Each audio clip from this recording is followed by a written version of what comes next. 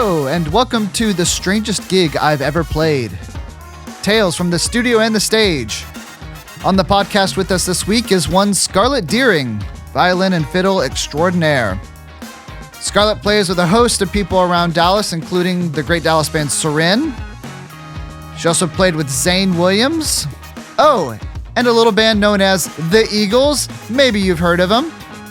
She's got some great stories for us this week, so let's get to it.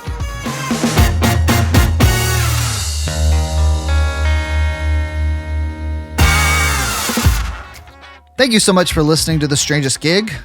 I don't want to waste too much time here. I want to go ahead and jump in, but before I do, also wanted to mention that Scarlett is an incredibly talented producer.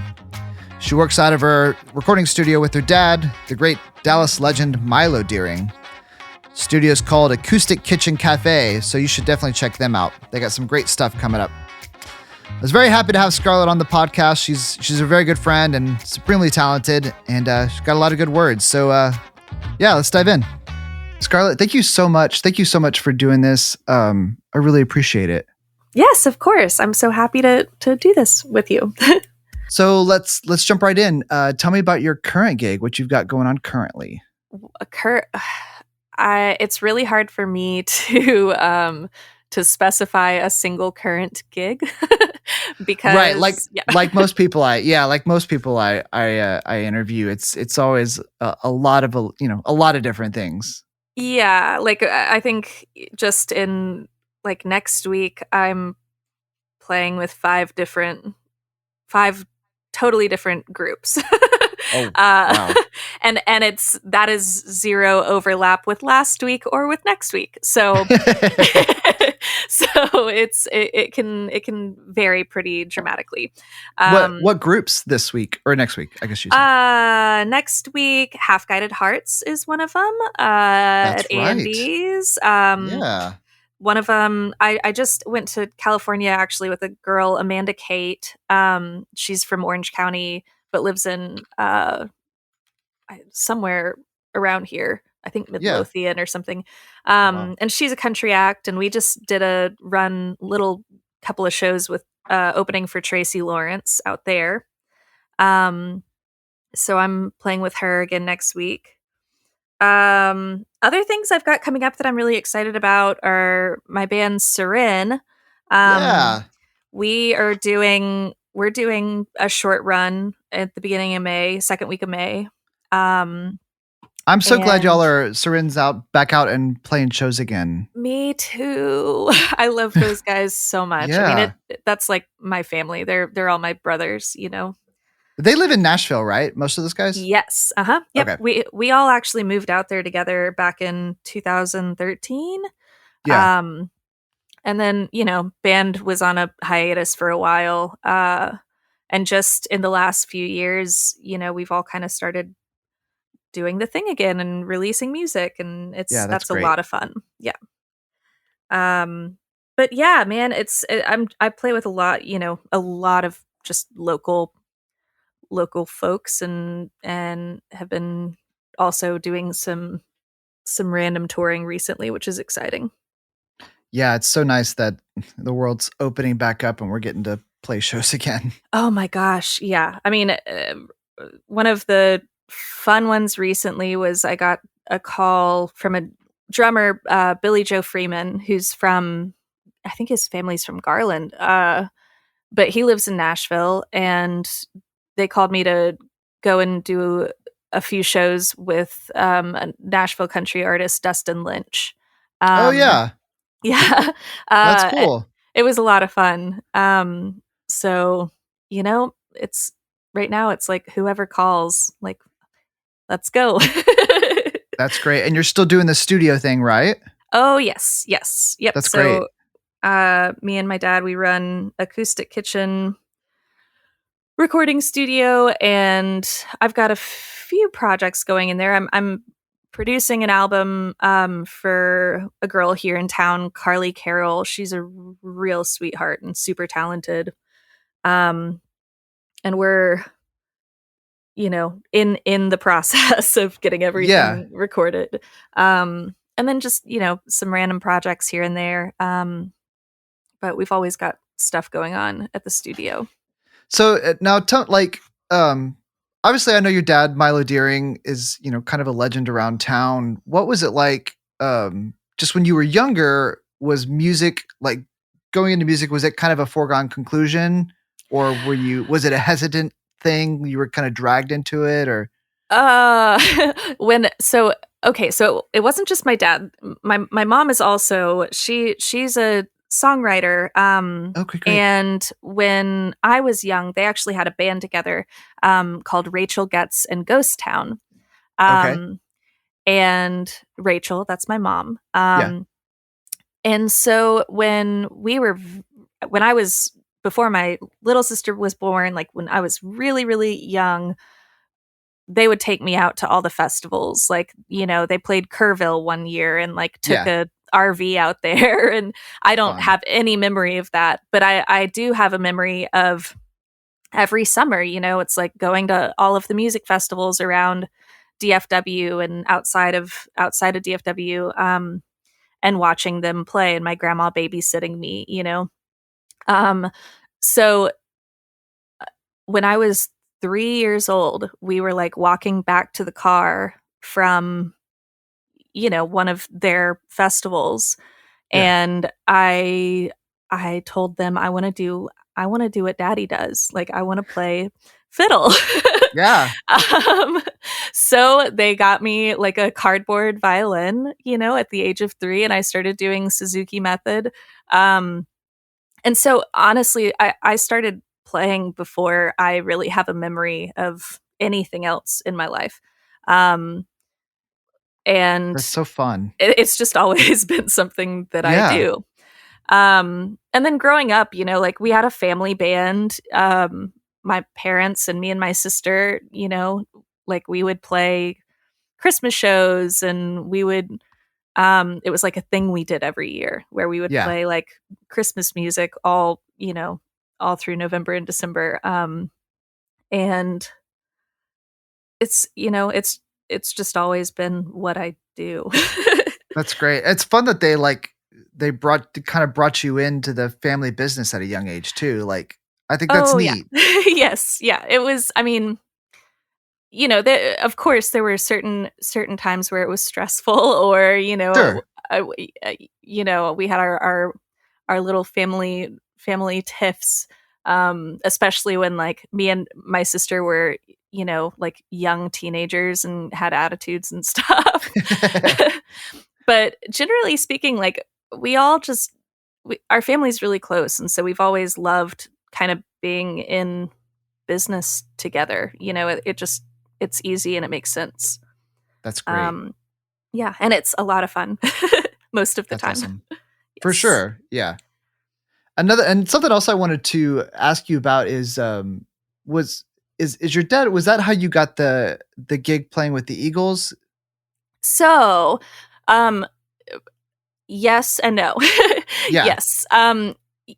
Yes, because I obviously wouldn't have met any of those people without him. But yeah, so in 2016, my dad recorded with Don Henley on the Cass County album. Mhm.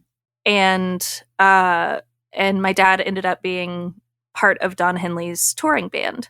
Yeah. Um, and after he did that for a little while, the Eagles hired him on to play pedal steel and to play viola in the string section, which was 5-piece string section, 2 violins, 2 violas, cello. Um, and I was still living in Nashville at the time, and actually their first show was in St. Louis. So I drove up and got to see the show, and my dad Yeah. got me like backstage passes, and I got to park next to the buses. Like it was like, Wow, yeah. it was like a crazy crazy thing. But everyone on the crew and the band just immediately like treated me like family because my dad was out there with them. Um but I became friends with all of the girls in the string section. It's 4 girls all in New York. They do a lot of Broadway stuff. They're Yeah. you've probably seen them play on SNL or some of the late night shows. Right. And they're sweethearts. And I became friends with them. And then a couple months later, I moved back to Dallas from Nashville, left a bad relationship, and was going to start over here. And it turns out one of the girls, she got about 20 dates of the Eagles tour that year, 2018, that she was not able to do because of her own tour. So my dad would never throw my name in the ring for something like that, but having just become friends with all of these awesome women, they were like, well, why don't we bring Scarlett on? That's awesome. So yeah, so it was like a month and a half after I moved back home that I got asked to do that tour, and simultaneously got asked to tour with Zane Williams. Yeah. So 2018 was like all back and forth basically between the Eagles tour and Zane. And yeah. Yep. That's so fun. It was and awesome. Then so how many dates did you do with the Eagles? It was total at this point. It's maybe between 20 and 25. I'm not sure exactly. Yeah. Yep. So what was it like playing those, giant stadium shows? Oh my gosh. Well, I have to say, okay, by the end of 2018, it felt like second nature, like it was just like what I did. But yeah. When was it? Was it last, I think it was September of 2021. So just last year in the fall. We did 2 shows at American Airlines. So right now they're on tour with the whole orchestra. And they took 2 of the string players on that tour, and the rest of us weren't able to go on this one, but they, let me play the hometown shows, which is awesome. But oh my gosh, it was so nerve-wracking. I was shaking, like terribly shaking. And it's like, I've done this so many times before. Why am I so nervous now? For sure. But man, in 2018, in that tour, it was unreal. There, getting to do that, especially with my dad. We would sit next to each other on stage, and that's like a dream. That's so it's awesome. A dream. I mean, and like I think one of my favorite shows that we did. Oh, I think that it was in. I want to say it was in either Washington, D.C. or Philadelphia. It was somewhere up there, and it was a baseball stadium. And James Taylor opened. And it's wow. like what when are you going to play, like, Steve Gadd was on drum, like everything was just a dream, honestly. That's perfect. I interviewed Chris Holt was my last guest. Oh, okay. And I was asking him, like, so what was it like and I'll ask you the same thing, like, what was it like you're playing these songs, like you're not in a cover band, you're in the band, like you're right. with, like you look over and there's Don Henley and singing Hotel California, like what was that like? I mean, it's surreal, and it's really hard to describe because it feels like your whole life is kind of redefined in a way. For sure. And it feels like music is redefined because, we think about these bands and these people as absolutely untouchable superstars, but you meet them and they're people. It's like just some really talented dudes who put the work in and made it. Yeah. And so honestly, in a lot of respects, it feels just like another gig. In some respects, you're saying? I mean, it feels like the best gig I've had. Right. But yeah. And I know a lot of the people that are on the tour, it does get to a point where it feels like, okay, it's just going to work. For me, it never really it's never gotten to that point. I've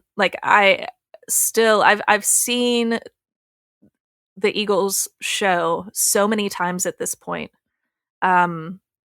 Several more times than I've actually played it. Yeah. Either just visiting, when they came through town or whatever, where I know the crew. And so I've gotten to go backstage and, just watch. And it is the best performance I've ever seen, ever in my entire life. And no matter how many times I see it, it never gets old. That's awesome. Yeah, there's a reason why they're the best. Yeah, yes.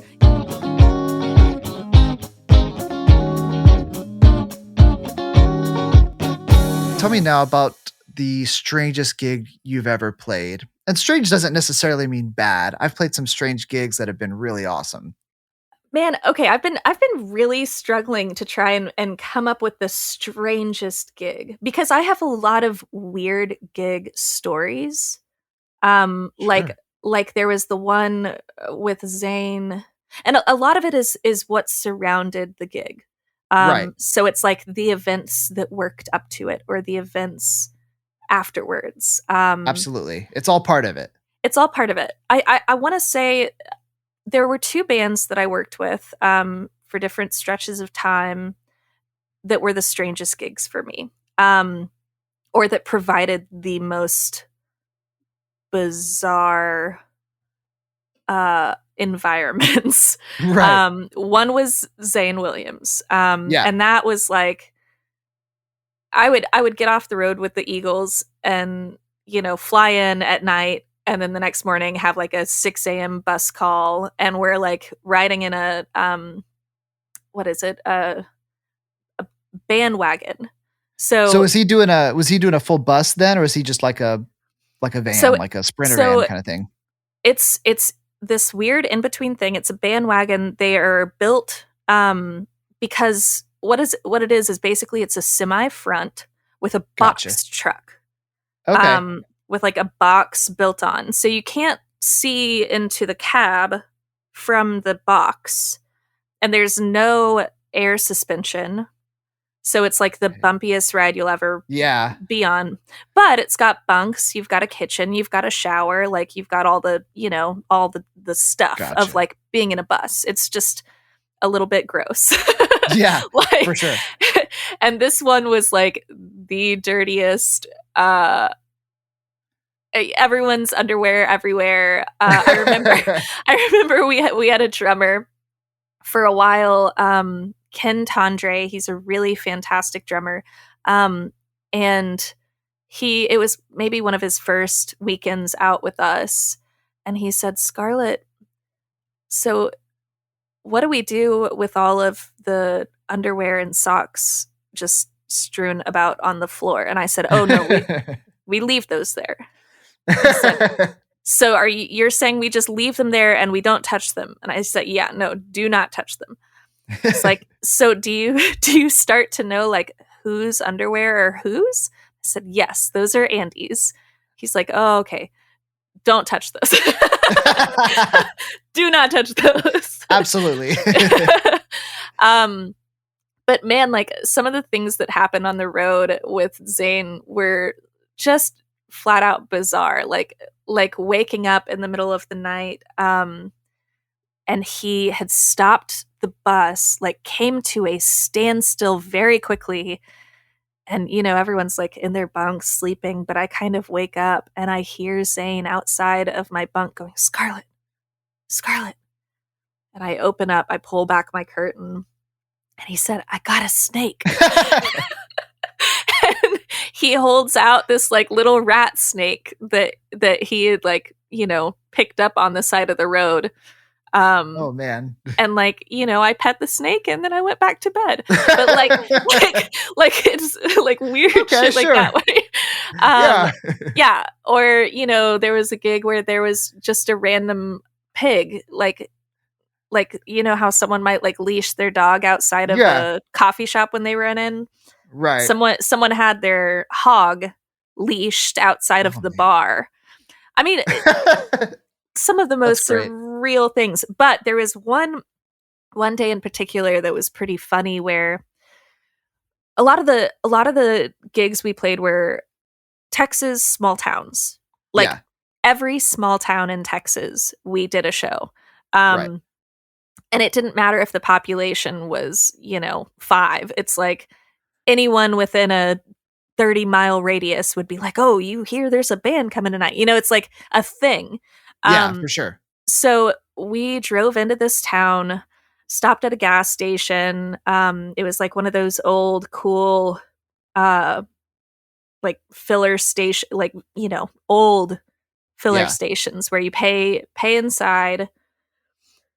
And so we had like our little stop there. It was dead of the summer.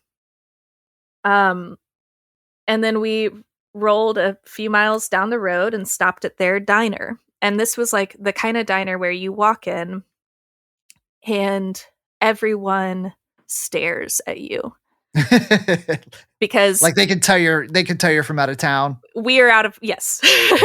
And it's a country band, but like, everyone's kind of city people. Sure.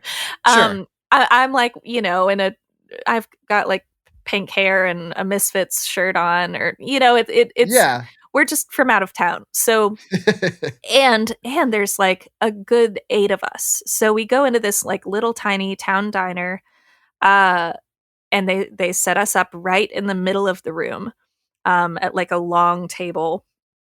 And we're whole time we're sitting there, we kind of are just getting all these looks. And right as we're about to place our order, the sheriff walks in. Oh no.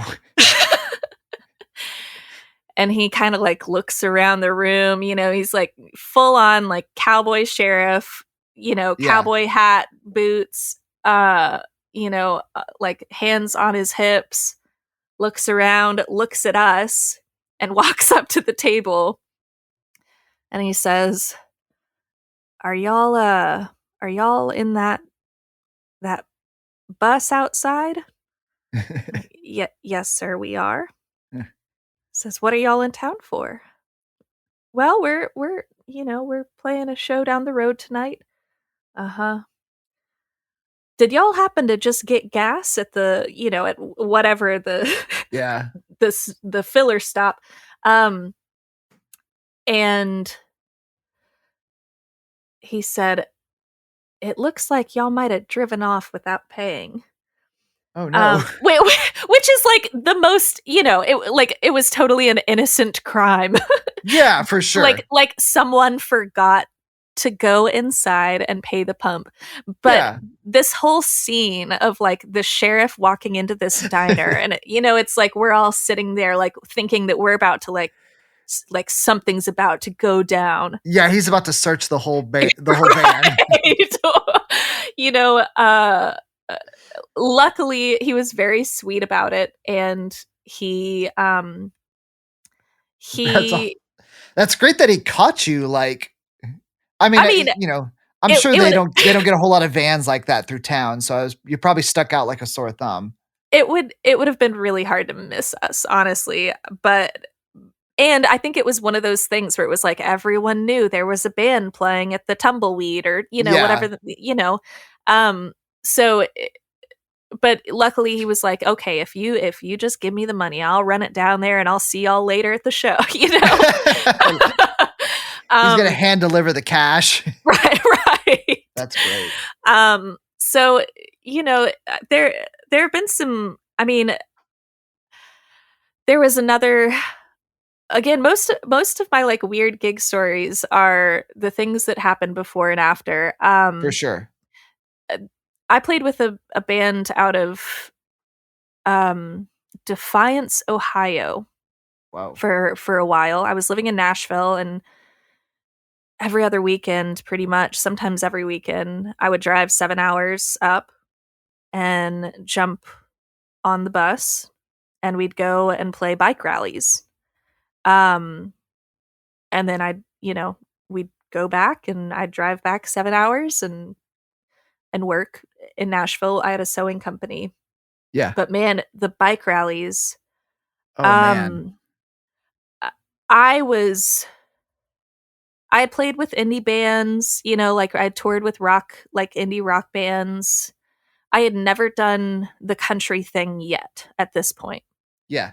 I was like fresh faced, I was like this sweet little, just, I had not been in this world before. Yeah, for sure. And here I am driving up to basically meet a bunch of people I've never met before. Again, country band, rough and tough dudes. Right. Right. The guy's name is Peach Schlegel, and he owns I don't know, 150 acres of farmland, and like they're real actual farmers up there. Yeah. And that year of playing those gigs with them was one of the more eye-opening experiences of my life. Because,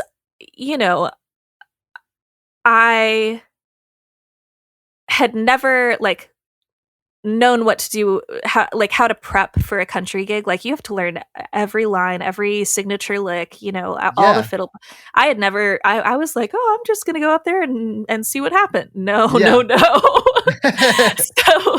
So I was like, kind of roughing it, as far as what I was actually playing, trying to learn how to be a country fiddle player. And then we would go and it was like playing Sturgis. Yeah. Was a little scary at first for me. Yeah, I can imagine. Mostly because, it's like, as I'm walking through the crowd and I was like, I'm going to fit in, I'm going to wear leather biker shorts and, do the thing. Mostly blend in. And it worked. Right. Okay, great. Yeah, it worked. It worked really well. But then, it's like, walking through this crowd and having guys be like, hey, mama, are you here with, are you here on someone's bike? Yeah. Am I here on someone's bike? No, I said, I'm with the band. And he said, oh, you're with the band. And I said, oh, no, I'm in the band. Yeah, very different distinction. in the band. But that specific group of band members really thought that it would be hilarious at these gigs to tell the crowd that I really liked seeing. Am I allowed to be slightly vulgar? Of course. Yeah. They thought it would be really funny to tell the crowd, and these are their words, Scarlett really likes to see tits. Like this is like a thing. And that's just what you like to do. Right. Which, at the motorcycle rallies, it's like a whole thing, like it is in New Orleans, like flash, you flash the band, you flash people, whatever. I was not prepared for as many women, old lady bikers to flash me as I saw over the course of some time playing with that band. Oh, wow. And it was never at my request. It was always the band just trying to get a laugh. And there were probably no shortage of old lady bikers. Oh, no. Oh no, the thing about being a woman out on tour is I've learned to just have tough skin, and I've learned how to handle myself and take care of myself, and but there have been a lot of really weird experiences of people hitting on me or asking me really, really, way too personal questions. I'm glad you brought this up because it was one thing that I did want to ask. Like, because like obviously as a female, your weird, strange, terrible gig experiences are going to be very different than mine or any other male. For sure. Yes. Yeah, so I was wondering if you could just maybe talk about that, like how you do navigate that, what that's like for you. Well, there, you know, it's been really kind of a learning experience because I think like even when I was out with Sarin, I was in a relationship with someone who was extremely jealous. Yeah, And honestly, there really wasn't anything to be afraid of like on that tour. There. Let me rephrase. For someone in a relationship with me, there's never anything to be afraid of because I'm a loyal person. I'm not, like I'm not going to stray from someone just because I'm traveling. right. That being said, there is always a risk. We put ourselves on stage. We it's like I'm doing full makeup. It's like I'm putting myself on a stage, Yeah, and a lot of people take that as an invitation, to flirt or to whatever. sure. Um so even with Sarin, like nothing ever happened with that band that made me feel really uncomfortable. Of course, like I had, you know, people tell me that they had crushes or, whatever, but it Yeah, was never anything that made me uncomfortable. But it's always been an issue, especially with men that I've dated, where there's always this fear that because I'm on the road right. that something weird is going to happen. But just to give you some of an idea, I mean, when I was with Zane, there was one night after a gig, um, and this kind of is the summary of like the worst part of, or not the worst, but one of the ickier parts of being a woman in the music industry. Yeah. This guy was on the bus after like one of my friends or one of my bandmates' friends, just hanging out drinking. And, I walk on the bus and it was a great show. It was at Gas Monkey, when Oh Gas wow. Monkey was still Gas Monkey. Yeah, yeah, um, and it was so much fun. I mean, it was, yeah, I was like, riding a high from like playing to an awesome crowd. yeah, for sure. And like walk on the bus because that's like our chill space. And just expecting, if anything, a fun after show, whatever. Um, but this guy, as soon as I walk in, he's like, "So," and again, am I allowed to? Am I allowed to? You are indeed. Yes. So he says, "So who in the band are you fucking?" Oh, oh, Yeah, okay. right. Like, Wow. who in the band are you having sex with for you to be here right now? Yeah, Which that's horrifying. Like that's horrifying to hear when absolutely. when you've worked really hard to get to where you're at. Um I Because he haven't wouldn't I, s- he wouldn't say that to any like he wouldn't go to anybody else's job and say that, no. right? Like No. And he wouldn't have asked a single male on that gig, for you know. sure. The only reason he asked me is because, well, she's got to be here because, she's with somebody. Yeah, Not because she's been playing this instrument for, nearly 30 years and yeah. it's like this is my career. Um so, situations like that, they don't come up often.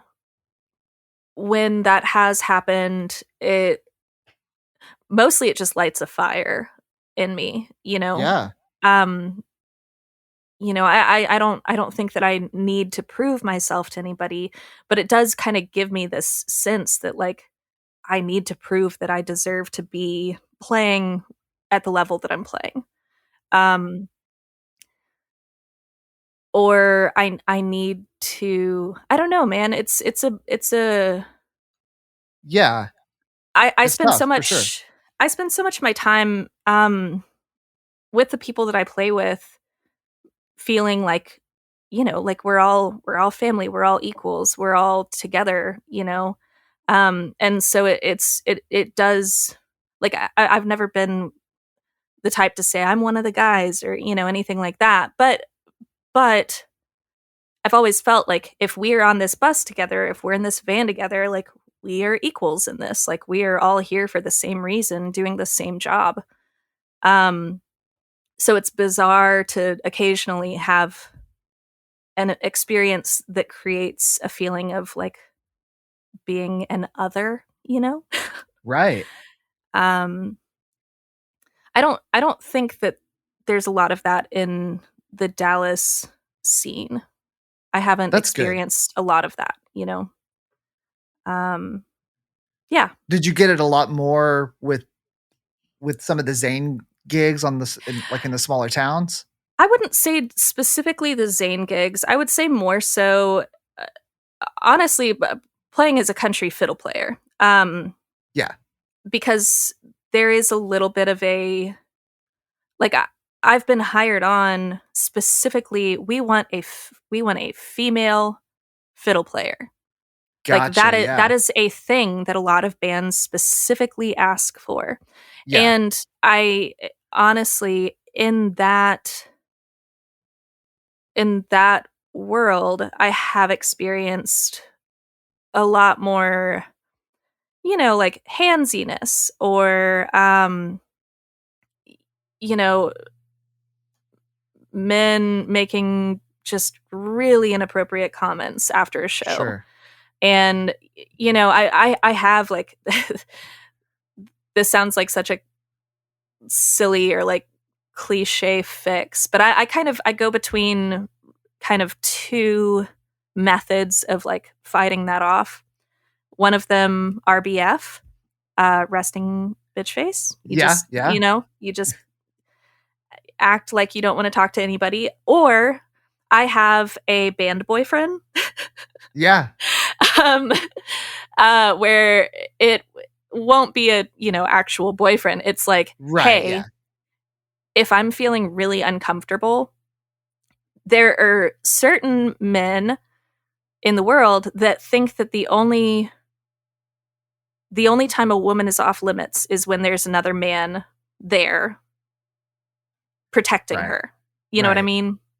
So I've had to have that conversation with bands I've been in before. And, typically, like, a friend will step in and say, hey, yeah, if you ever need, like, just wave at me, just holler, just, like, pull me over, or point me out and say, oh, that's my whatever. Yeah. And Sure. Sure.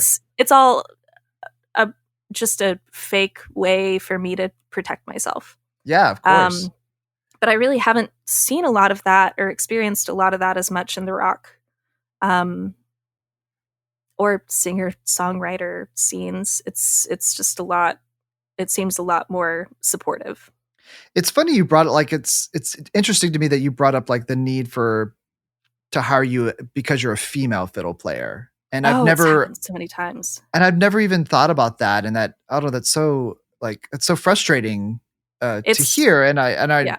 I can only imagine what it must be like for you to be like, well, why can't I just get the job because I'm a damn good fiddle player? Like, why does it have to Right. be? It's a really strange thing. I mean, and I've been in bands before where they I don't think that it was like that with Zayn. I don't think that it's Sure. been like that with a lot of the bands I've played with recently, like, the ones that I really respect. Yeah. I've mostly heard that from smaller bands who it's like they feel like they need a gimmick.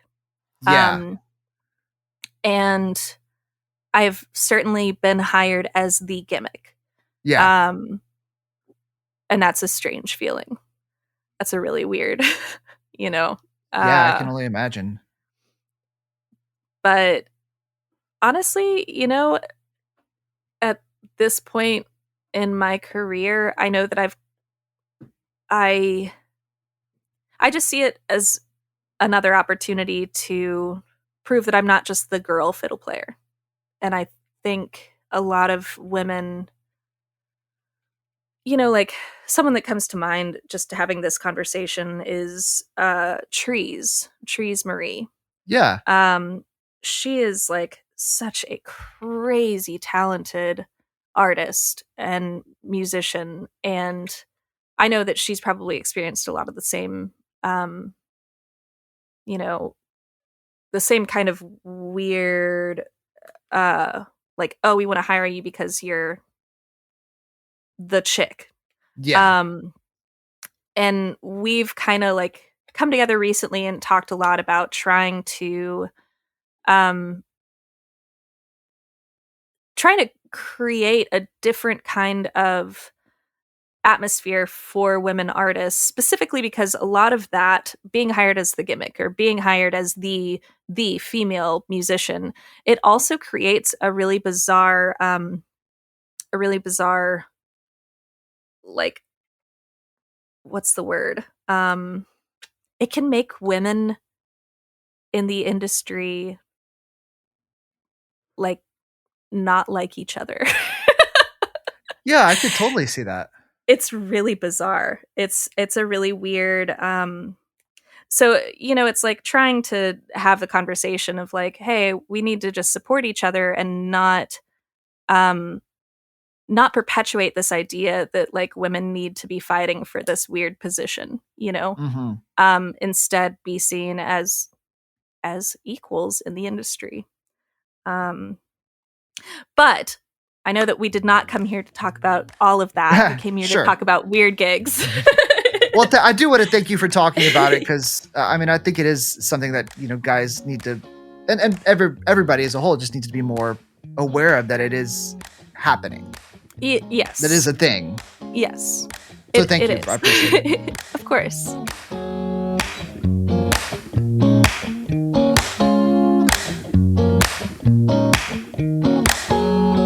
Well, tell me. Let's move on now. Tell me now about your tell me about your dream gig. If you could have any gig with any artist, living or dead, who would it be? What, like, maybe it's a venue. What would your dream gig be?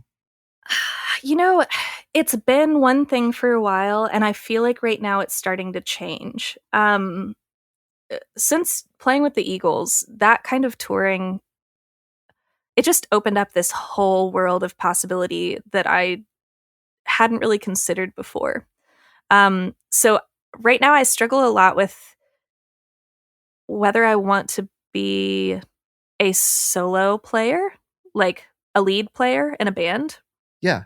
Like in Serin, um, I'm like violinist in that band, and it's like me and Nathan, we get to switch off playing leads and stuff. Um, or doing something like the Eagles where I'm playing in a section.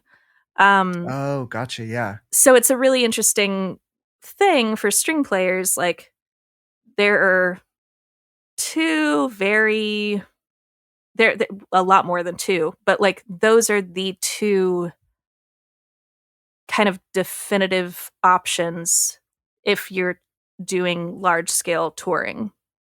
Um, so for a while after the Eagles, I was thinking like, man, I would kill to play in the orchestra for ELO, Oh, like yeah. Electric Light Orchestra. Those string parts, Oh, they're brilliant. like they're so brilliant. That would be a dream gig. Yeah, Um, Jeff Lynne is a master. Oh That my would be incredible. god. I mean, and the fact, just the amount of time that it took them to like write and arrange and record, you know, um, I'm so stunned by all of the artistry, and I've gotten to play those string parts for like a tribute band before, and Yeah. they're brilliant. So honestly, like something like that would be so dreamy. But then, honestly, like my heart really lies in the indie rock world, Yeah. like if Serin were to do some bigger festivals, like even getting to do like any of those festivals, but getting up to a headlining stage level, and playing as a lead player would be so much fun for me. There's not a lot of, let me say, there are next to zero string players in the rock world, like percentage wise of what instruments people play. Right. So like if I were ever able to like make a name for myself, either with a prog rock band or some kind of like more indie folk or just something in that genre or For part sure. of music. But on a level that is really notable. I think that's a big goal of mine, and I don't really know where that path starts or how to get there, but I'm working on figuring it out. Scarlett, thank you so much for taking a little time out of your day to talk to me. This is so much fun. Yes, thank you so much for having me. And if you need to bleep out any of those bad words, you're more than welcome. Okay, you got it. And where can people find out about you now? Is scarlettdeering.com or are there other places? scarlettdeeringmusic.com. Facebook, you can find me, Scarlett Deering, Scarlett with 2 T's, Deering with 2 E's. Or on Instagram, I'm at Scarlett Loves Cats. There's also our recording studio. Look up Acoustic Kitchen Recording Studio. On Instagram, I believe it's at Acoustic Kitchen Studio. Perfect. And thank you so much. That's where you can find me. Yes. Oh, I do have an album. It's an old one, but I'm going to be putting out new music soon-ish, hopefully. But it's called There Is a Moon, and it's on Spotify, Apple Music, all of the places. Awesome. And also check out Scarlett with Texarkana. Yes. Scarlett did a really amazing version of Salvation by the Cranberries, and you sounded terrific on it. It was so much fun to do. Thank you so much. That was a lot of fun. All right, there she goes. Thanks again to my friend Scarlett Deering for being on the podcast. Y'all please go and check out her stuff and support her. And until next time, if you happen to find yourself in a small country town, late to a gig at the beer barn, about to be questioned by the county sheriff because you obviously don't look like you belong, just remember, a gig's a gig, right?